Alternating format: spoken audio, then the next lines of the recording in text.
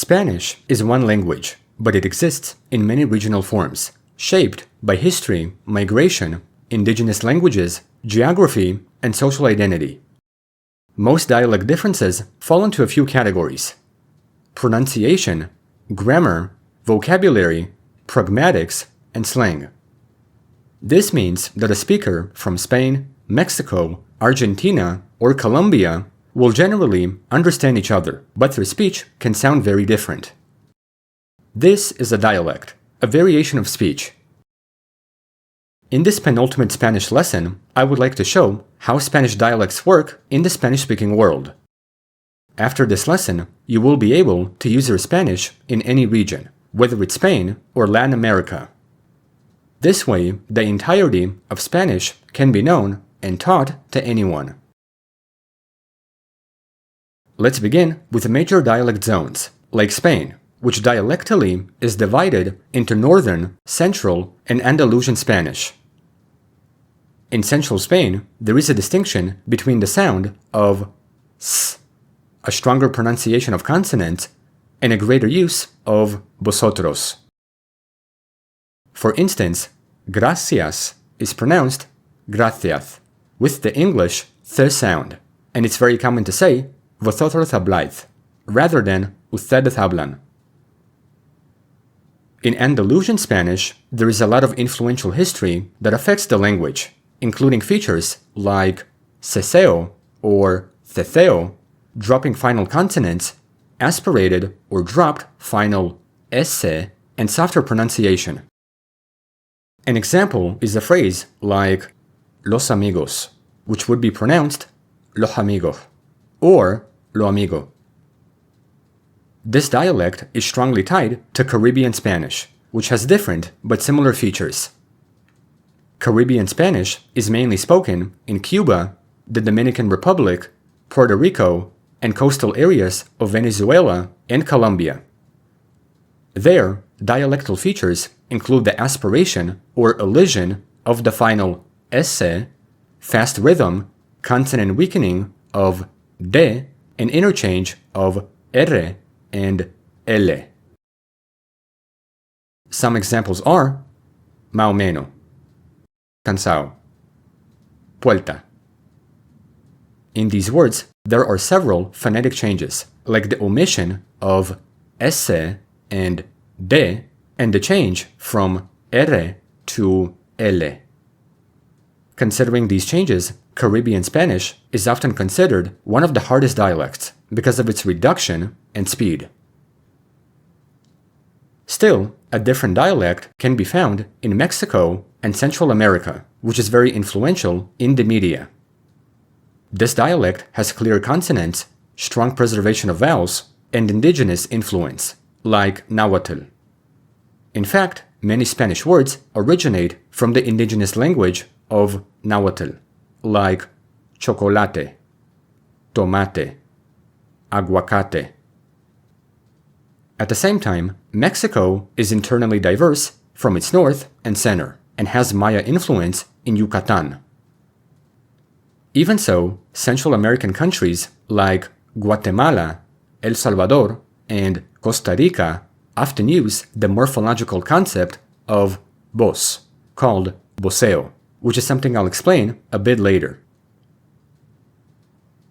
After this dialect, there is also Andean Spanish in Peru, Bolivia, and Ecuador, having a slower rhythm, clear pronunciation, and indigenous influence from the languages of Quechua and Aymara. Right next to it is Rioplatense Spanish, which is mainly found in Argentina and Uruguay. This dialect is very distinct because it strongly uses voseo, has unique intonation influenced by Italian immigration, and pronounces the sound y like sh or j. This concept is called yeísmo reilado, and examples of that are yo, sho, cache.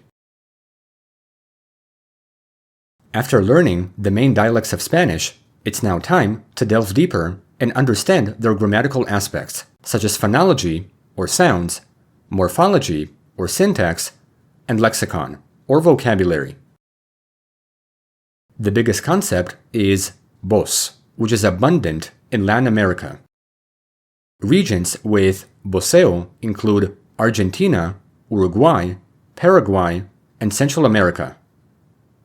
Unlike regular conjugations that come from the to pronoun, voseo puts the stress on the final syllable in verb conjugations.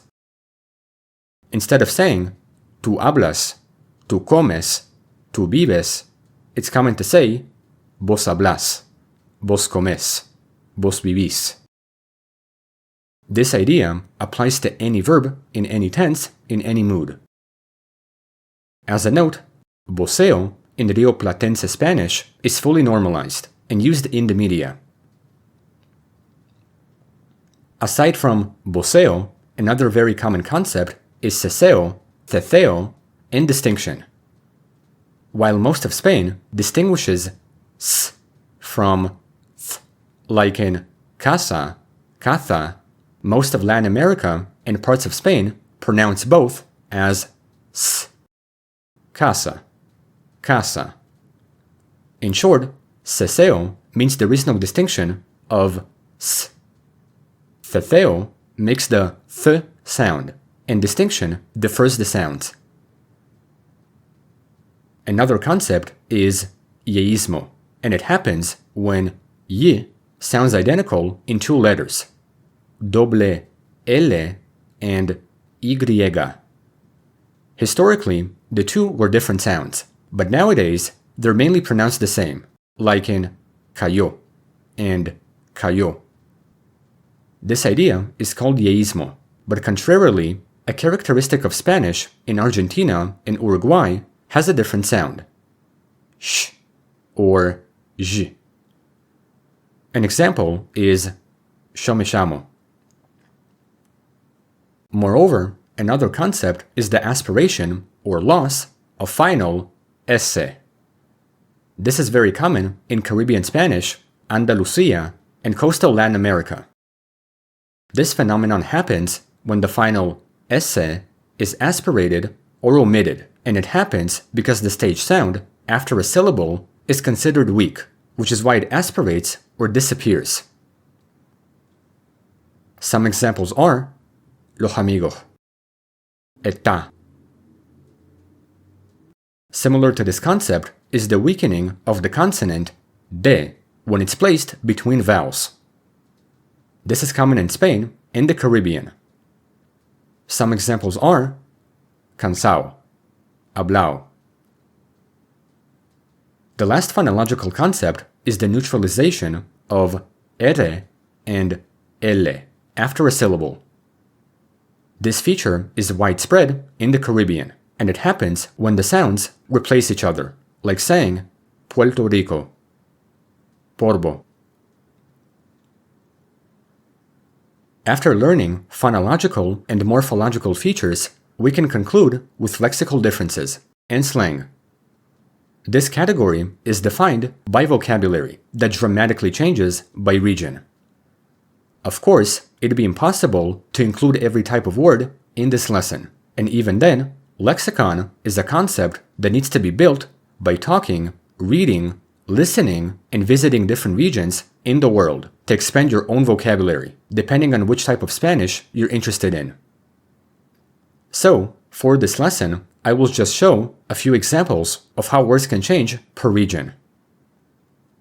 One example is car, coche, carro, auto. A different word is bus, autobús, camión, colectivo, guagua. Another word is straw, pajita, popote, sorbete, bombilla. Overall, this is how Spanish dialects generally work in the Spanish-speaking world. By analyzing every single dialect, we can see which dialects are the most distinct, but obviously, every person has their own dialect that they wish to study. My recommendation is not to use every dialect, but focus on the concepts that fit you. To fully finish the lesson, we can take a look at Chilean Spanish too, and although it's not that popular, it's considered one of the hardest due to fast speech, massive slang usage, dropped consonants, and unique vocabulary. For instance, po is an emphasis marker, and the phrase "cachai" means "you get it?" Si po, cachai lo que digo. Once again, slang, like lexicon, is something that must be learned by expanding your vocabulary.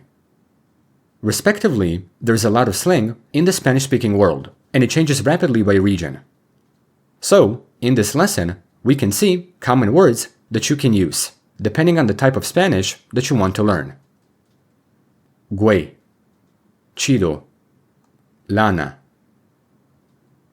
boludo, laburo, che, tío, tía, guay, curro,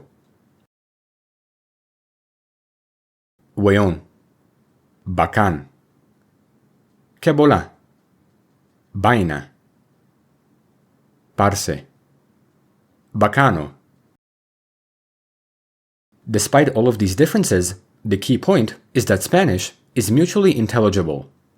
Many learners naturally adapt their lexicon when talking and listening to native speakers, so direct exposure to these words can help you improve your comprehension of Spanish. In conclusion, this is how Spanish slang varies by region. As a conclusive note, Spanish is a fascinating language that is unified by education systems, media, and grammar structures. However, its dialects are enormous, cultural, and rich, and every dialect is influenced by indigenous contact, class identity, and local culture. At this point, Spanish expands beyond the language and becomes part of linguistics.